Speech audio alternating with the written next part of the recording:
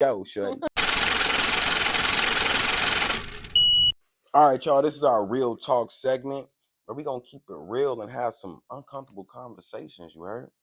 So, my first one: have you ever stayed too long because the beginning was so good? Yes. Instant yes, y'all. God, Yes, I have. I, sheesh. I held on to that excitement and that freedom and that connection, Mm, you know, that we had in the beginning for too long. Even though I knew it was dying out, I knew that like we were just two people that just did not fit. mm, But yeah, definitely. for But sure. then like things like that never really like I feel like sometimes like this sounds whatever. But like I always feel like there's always like kind of almost like a 6 month period. Mm, Do you feel like that? Like I yeah. always feel like in 6 months you really kind of get to know somebody, you know? Like I don't know. Certain things come out in those 6 months. I think those Yeah. first 2 to 3, that honeymoon phase is starting to end, and that person can't help but be who they really are after this. Yeah. The curtain kind of fall, and now it's like, hold on, Yeah. I'm noticing this ain't what the fuck I want, Mhm. or this is what I want. So, But definitely. All right, my question is what's something you overlooked during the honeymoon stage that later came became a problem? um, something I overly overlooked in a honeymoon stage was a person's family.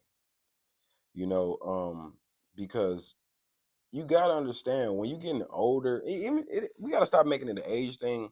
Just being smart, period, in life is something we all should be doing. We gotta stop thinking like when you in your early 20s, it's okay to do some stupid shit and just experiment. I want you to have experiences, but logical experiences.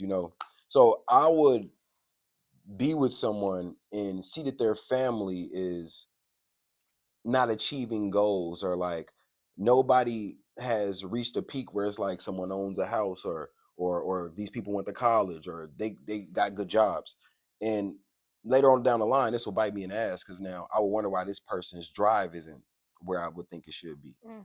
What I mean? Why they don't want more out of life, but the people they around didn't want more out of life. Yeah. So yeah, that is a big thing I had to er, Yeah. Jamie hand to the No, face. for sure. I get that. Yeah, mine is, who usually changes first once the honeymoon stage ends? I'm gonna say I would say both.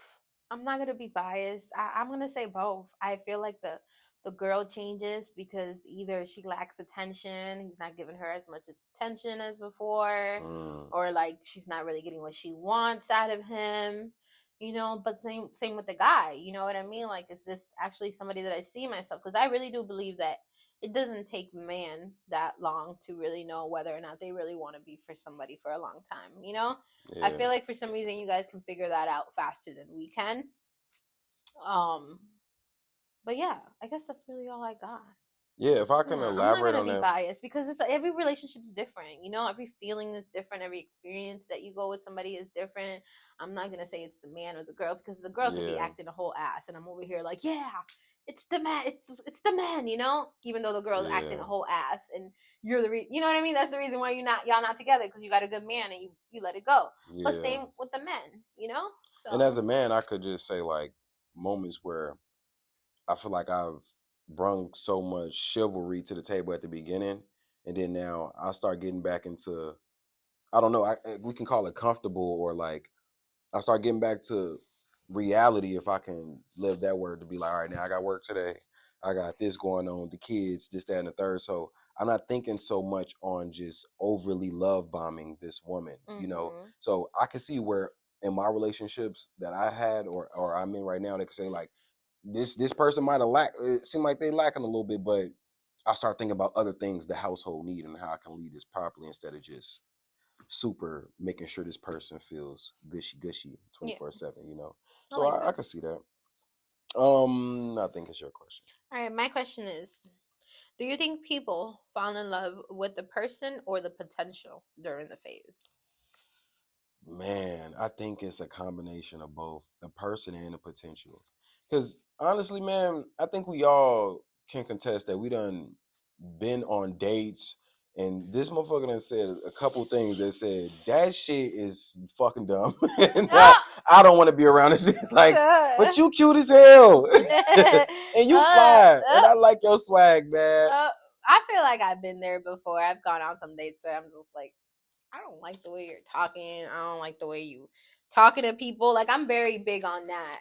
Yeah. So big on the that. Way you addressing the waiter, people, all the that. way you treat people around you tells me a lot about who you are. No, they're serious. For sure. This is my biggest thing. When I'm out at a restaurant and the person's treating the staff like they are their slaves, or just treat them like, oh, just get this, and just okay with being rude more than or just out in the street and out and about. You know what I mean? Not saying hi, holding doors, saying smiling. Like, a simple smile goes a long way for anybody in this world. So if I'm really walking around with somebody that literally got an attitude, like, that shit's not attractive to me. Yeah. When you're not in tune with the world around you, I'm unattractive. And it's just like, I've seen people. I've dated people where, like, literally their mood will switch. They'll go from like this attitude person to this like loving person, and this is like, you were just a minute ago, but now you're saint and holy around these people. Oh my God, that's exactly what I'm trying to say right there. Yeah,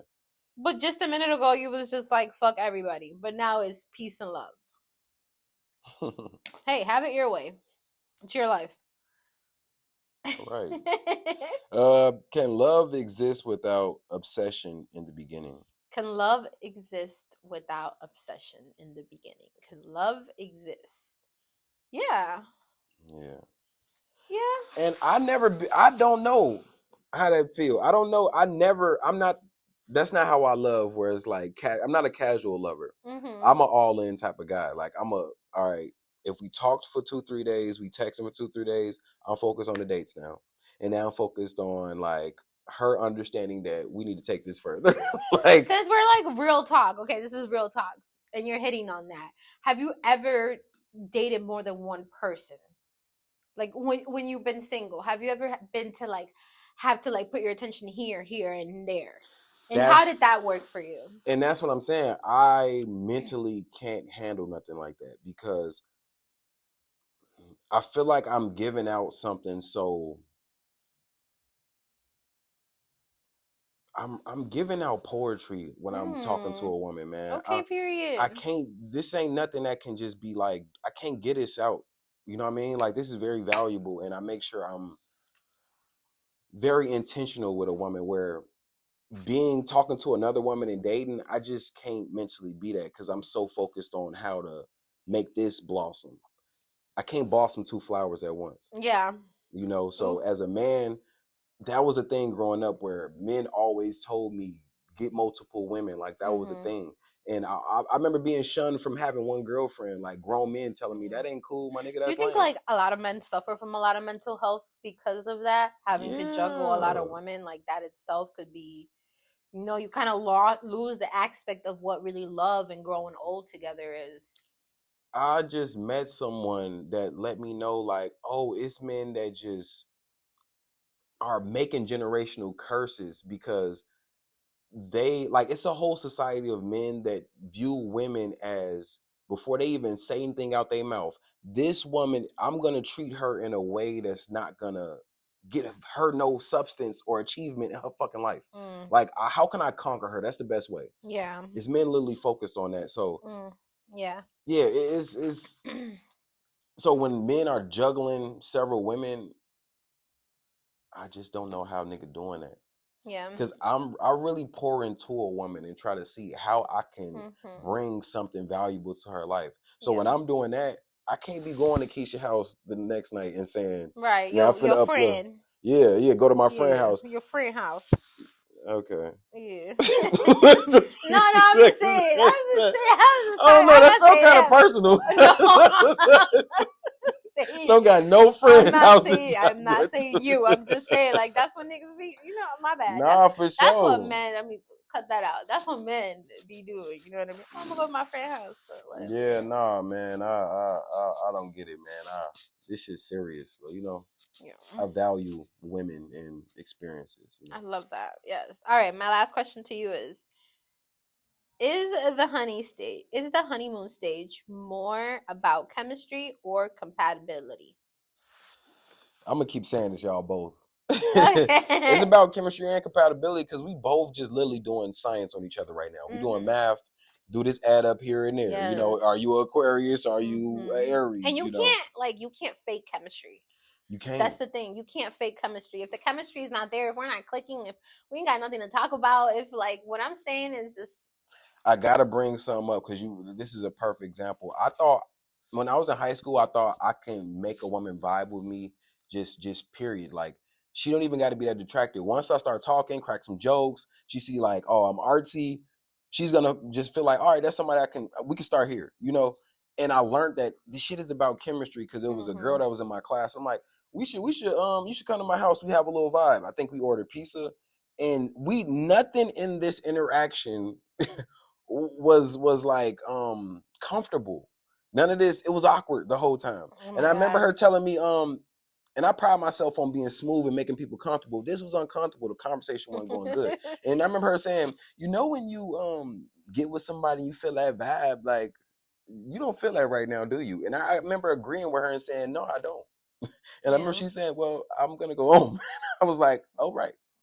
You know, and that was my first experience of understanding what energy is in a Yes. relationship, you know. Love Like that. when it flows like Mhm. water and butter, man. Yes. Ooh.